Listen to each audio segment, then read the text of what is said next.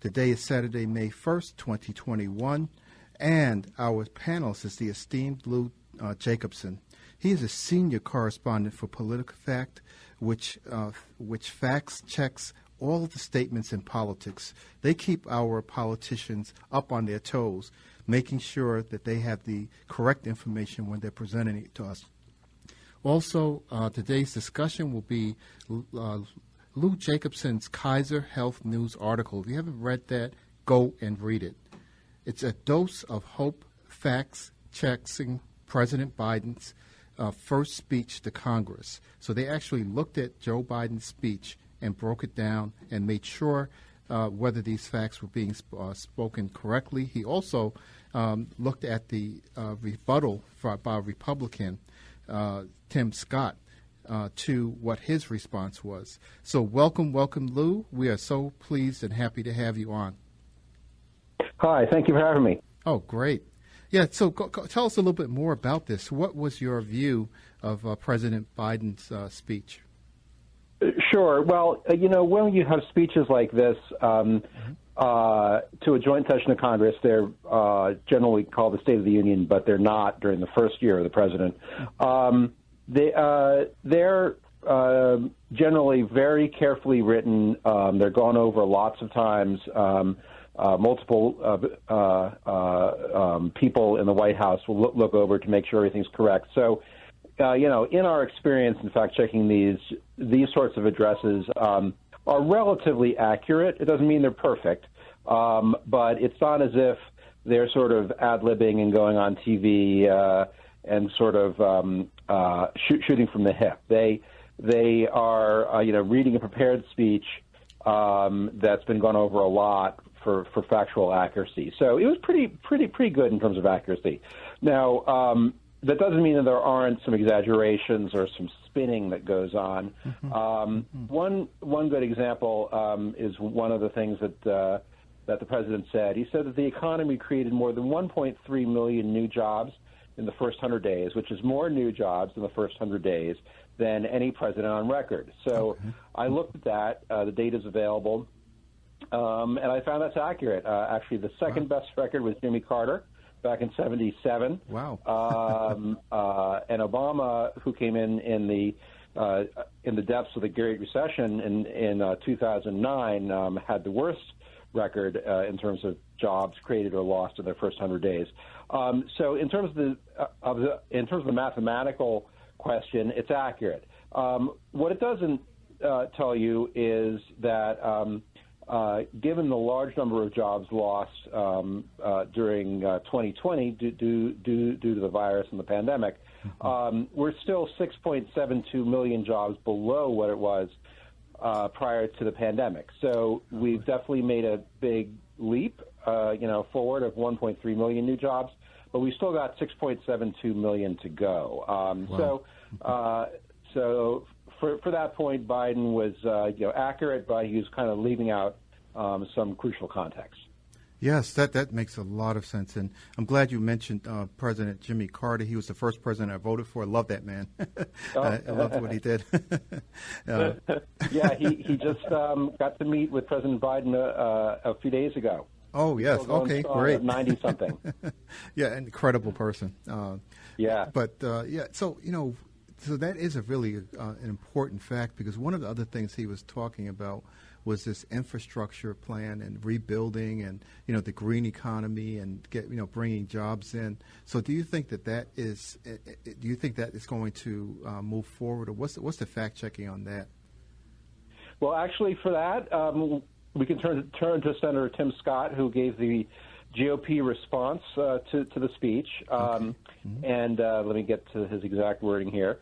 So he said, Republicans support everything you think of when you think of infrastructure: roads, bridges, ports, airports, waterways, high-speed broadband. We're all in for all that. Less than 6% of the president's plan goes to roads and bridges, Senator Tim Scott said.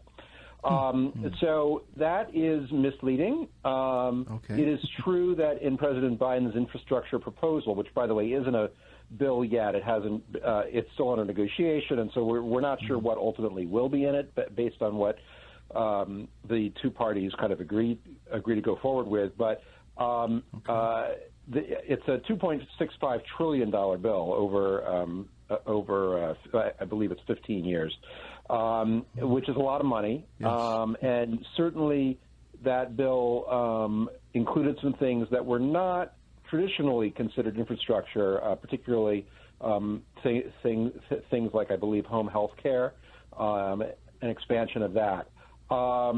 But one of the major Republican talking points critical of this is they're saying, look, you're spending all this money and so little of it is for roads and bridges. Well, that's true. 6% of the president's plan is specifically for roads and bridges, but there's actually quite a lot in his plan also that is different types of infrastructure, which the GOP talking point is basically downplaying and lowballing. The president's proposal, I should say, includes funding for transit at $85 billion, passenger and freight rail $80 billion, airports $25 billion, ports and waterways $17 billion, protecting critical infrastructure for land and water resources $50 billion, high-speed internet $100 billion, power infrastructure, that's electric grid, $100 billion, and drinking water supply system upgrades $111 billion. If you put it all together, that's about 26% of the bill, or $683 billion. So that's about 4 times more than Senator Scott said. So he was technically accurate when he said that 6% is just roads and bridges, but other types of infrastructure, including the stuff that Senator Scott himself in his speech said, things like ports, airports, waterways, broadband, are in there, and he didn't count that on that 6%. Oh boy, that's a lot to leave out. Yeah. And and you were saying that it was it's about 6 million, between 6 and 7 million people out of work still. Do you think that with the economy, with people mobilizing more, now we have this vaccination rate nationwide? I believe it's about 30 to 35% of people have been vaccinated. Do you think that is going to turn the corner for him? And with this new infrastructure plan, it sounds like those things might be moving in the right direction. So the early signs are very positive in terms of the coronavirus vaccination program. Yes, it is slowing down. It's not advancing at the rate that it was just a couple of weeks ago. But the numbers still are quite significant. The numbers of people who have gotten their first and or second vaccination.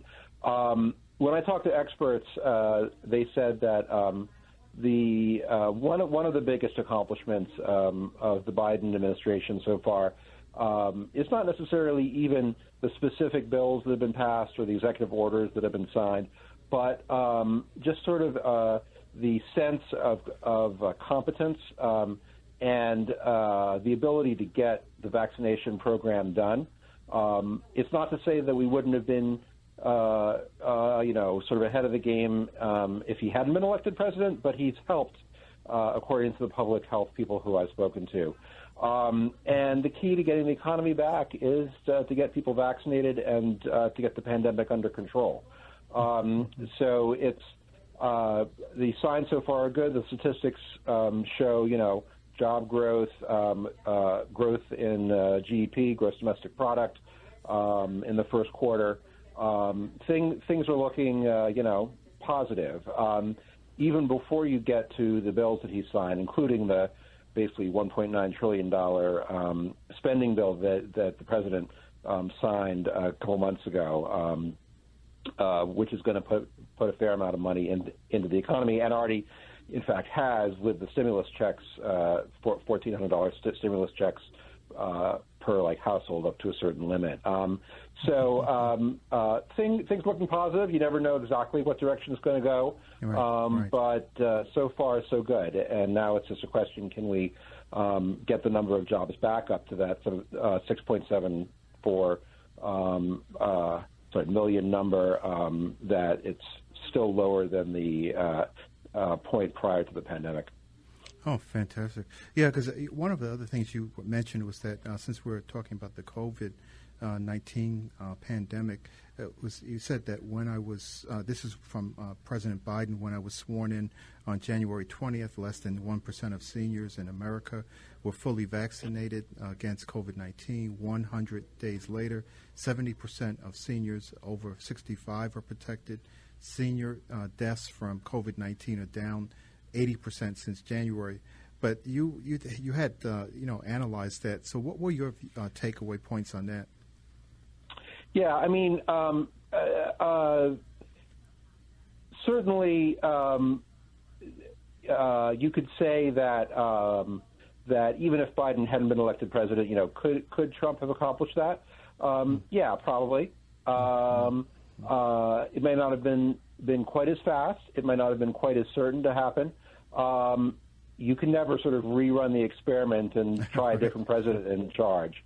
But in a sort of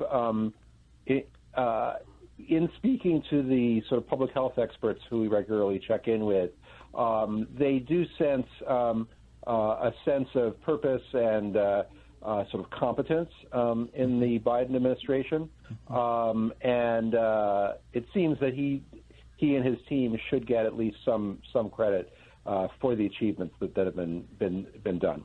Yes. And you might also mention something about the Americans who have signed up for the Affordable Care Act. And what is that about? It sounds like he has another enrollment period. Yeah. So he did, as president, create a special enrollment period, and it started February 15th and runs through August 15th. Mm-hmm. Apparently, 528,000 Americans enrolled in coverage since that date, February 15th. And that's a bit smaller than the 800,000, but it's possible that number has grown since the last official numbers were put forward. So certainly it's in the six figures. It's at least 500,000. It may not be 800,000, but it's pretty close as far as we can tell. Yeah, and he had also, compared the the recession during the coronavirus pandemic to the Great Depression. How does that fit in, and is it true? Sure. So he said the recession caused by the coronavirus pandemic was, quote, the worst economic crisis since the Great Depression. So he's not saying it's worse than the Great Depression. He's saying it's the worst one since then. And prior to the pandemic, most people who study this sort of thing agree that the Great Recession, which came between 2007 and 2009, about a decade ago, that was considered the worst one since the Great Depression. So the question, if you're going to compare them all, is the current sort of pandemic recession, how does that compare to the Great Recession of a decade ago? At least on the two major metrics that I guess economists tend to use to compare these things, one is the unemployment rate, and the peak unemployment rate for the Great Recession a decade ago was 10%, but the peak unemployment rate was 14.8% higher. Wow. In April of 2020, which was the first full month after the pandemic hit. So that was bigger in the current recession. And the quarterly decline in gross domestic product in the fourth quarter of 2008, which was the worst of the Great Recession, it was 8.4%. And in the pandemic, it was in the worst quarter for that, which is the second quarter of 2020, it was 31.4%. It's almost 4 times bigger. Now, it did jump back as things started to open up. So it's not a totally clean comparison, but in terms of the worst of it, it did show the highest rates of unemployment and of gross domestic product loss since the Great Depression in the 1930s. Oh boy, incredible! What about Senator Tim Scott and the Republican response? He started mentioning, and it was kind of a little bit of a shift when he started talking about the schools and school reopenings. What can you tell us about that? I was trying to figure out how that fit in with everything. Yeah. So Scott's statement about what the science has shown is generally accurate, but it does omit what some of the experts in public health have been saying about sort of implementing infection and control precautions. It's true that there have been lots of examples of large public school districts with very few cases of COVID.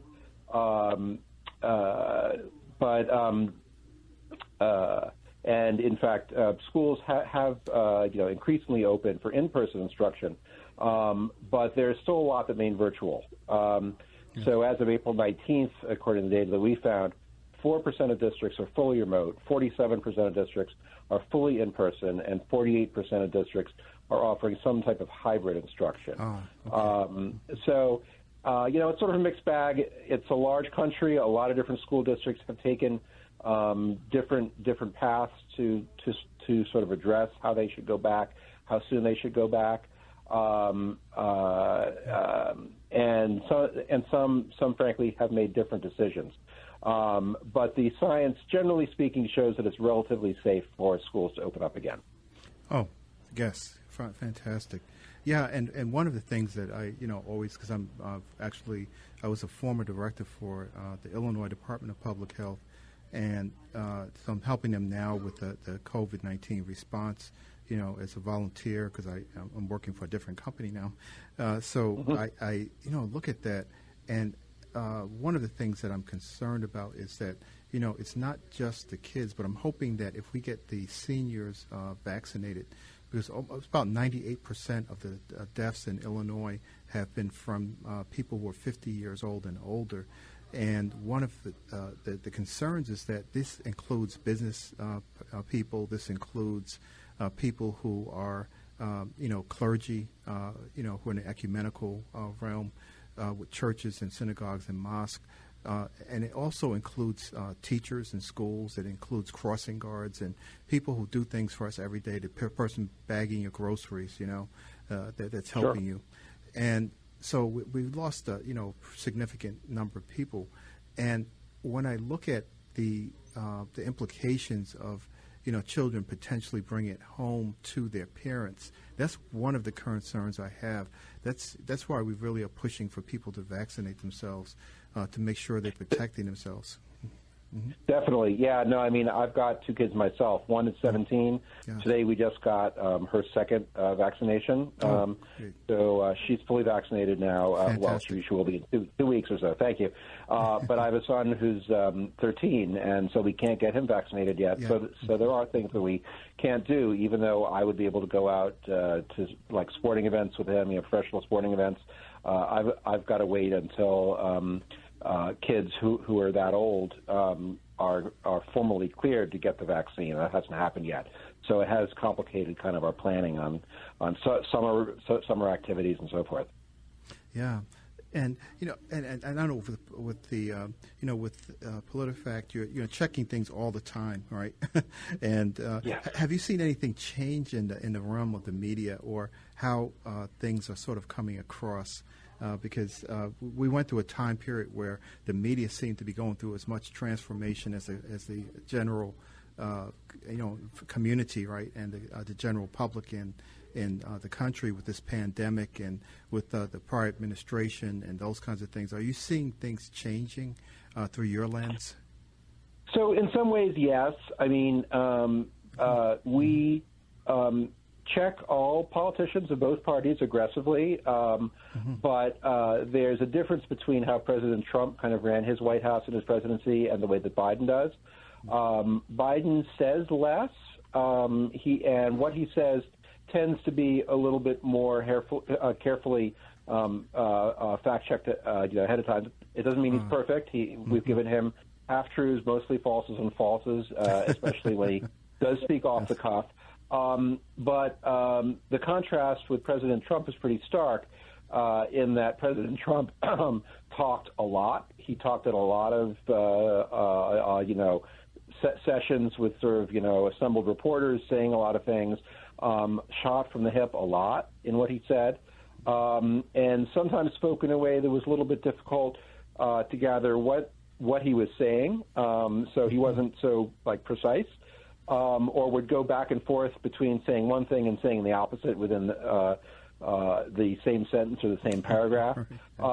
So we did end up fact-checking just sort of numerically a lot more of what President Trump said than what we are doing for the president now. I see. We would love to fact-check the president more, but the types of things he says are sometimes, either opinions or predictions or descriptions of things that he's going to do, and aren't really subject to fact-checking. So that's different. The thing that's the same is we also do a lot of fact-checking of social media. We fact-check a lot on Facebook, even TikTok, a lot on Twitter, and there's a whole discussion out there of questionable information being spread on social media. Yes. And that is pretty much the same as it was. I haven't seen a dramatic difference in terms of the quantity since we came into a new presidency. We did see a lot of misinformation, particularly during the pandemic, about vaccines, and even before that about testing and what the virus can do to you and how you can catch the virus and masks and so forth. And that was very widely read on our site because people needed information on that. And that's continued. The nature of it is shifted a little bit. There's more on vaccines because we have vaccines now when we didn't before. But there's just as much bad information out there on social media as there was before. I'm so glad you said that. There's a lot of fraud, waste, abuse, and misinformation and disinformation that's out there. Yeah. And when Politifact came on the scene, I remember it was several years ago. But when you first came on the scene, I said it was like a sigh of relief I had. I said, yes, finally, we can find something out whether it's true or not. And so I'm a great fan of yours, and so I think you're doing a phenomenal job. Thank you so much. And when you were saying that you don't know whether you have enough things to check, one of the comments you had in there was that the president urged Congress to start looking at things like a variety of measures, including gun control and immigration and frozen progress for decades. I think you have a lot to be fact-checking coming up. There is never a shortage of information. Exactly. Yeah. No. If anything, we could have a staff, 5-10 times the size of the staff we have, and still have a lot of stuff to fact-check every day. So where can people go to see Politifact? So we're at the website politifact.com, POLITIFACT.com. And we have about a dozen staffers all around the country contributing to it. And we publish close to 10 new fact checks a day on a variety of topics. Some again, are things on social media, and some are statements by politicians. And we give both a truth rating, which ranges from true to mostly true to half true, mostly false, and pants on fire. That's our 6-point rating scale. I love your rating scale. Yes, pants on fires are fun. And then, but then in addition to just giving that rating, we basically write a full article explaining why we gave it that rating. And the articles always have links within them and a source list at the end, which explains where we got the information from, so that if somebody reads our story and is like, I disagree with that rating, they can actually click directly into the same sources that we looked at in putting it together, and can sort of see for themselves. Yeah, I wish we could vote on having a congressional seat for Politifact in the congressional meetings. That would be ideal. Yeah, that'd be nice. But thank you so much. I encourage people to go to politifact.com, and Lou Jacobson, senior correspondent for Politifact, which fact-checks statements in politics. We owe you a debt of gratitude as veterans and as citizens within this country, and as people who live within this country. So thank you for what you do, and we have got to have you back on again. Great. Okay. Sounds good. Thanks so much. Okay. Stay with us. We are moving on to our next segment, and we want you here. A lot of great information and a lot of things you can do. You veterans who are out there, keep your boots on and stay with us.